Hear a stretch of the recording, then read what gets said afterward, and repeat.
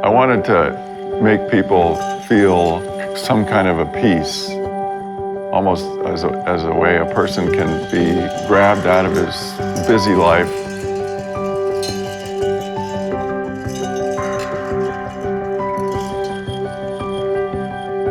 My name is Anthony Howe. I'm a kinetic wind sculptor that works primarily in stainless steel. My favorite sculpture of mine right now is still kind of Lucia. It's got a combination of asymmetrical forms and asymmetrical feel to it. It's got a lovely movement where it seems small and then expands to a big flower. I chose Orcas as a place to work because we needed to have a good source of wind.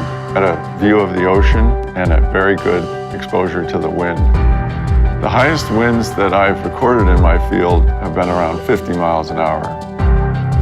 Stuff that moves captures my passion more than stationary things do. When I was a kid, I used to make things with my hands. That was my biggest pleasure in the world. I started making kinetic sculpture like this about 30 years ago. And when I first started making these things, it was almost like someone had touched me and said, "This is your life, that you are." I had chills up and down my back. That was a moment I knew what I should do. I start usually by using a computer to design a very sort of vague idea of how it's going to look and spin, refine that design, and start analyzing the way the wind's going to move it. It's almost essential that you build it with hands. Where it needs to be curved, where it can be flat, where it needs to be shiny, that's more where the exploration is.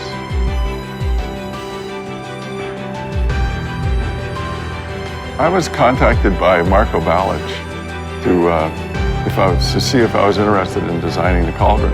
We came up with a design, more sun-like design. It was a kind of a spiraling, highly reflective, shiny stainless steel balls design.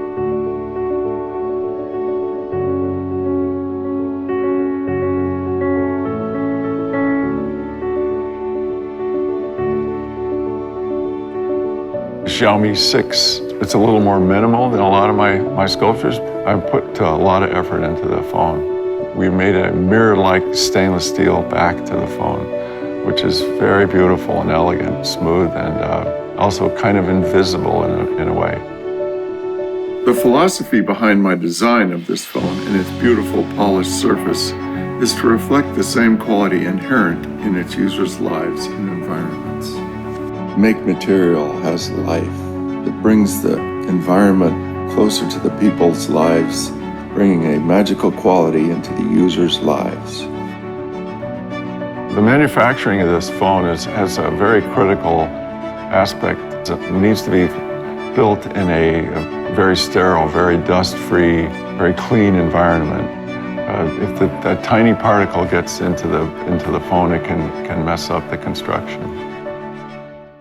Often when you're talking to people and one of the first questions people want to know is how long it took you to make something. How long it took you to make something? Well, it took a lifetime to make.